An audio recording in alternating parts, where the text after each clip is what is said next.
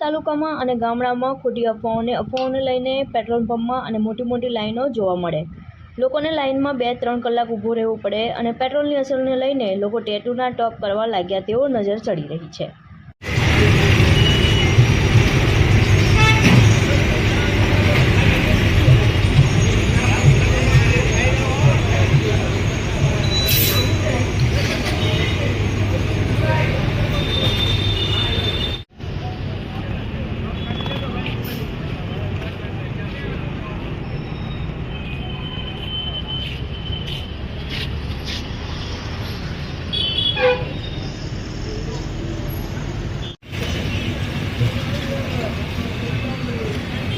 Vai, Robin!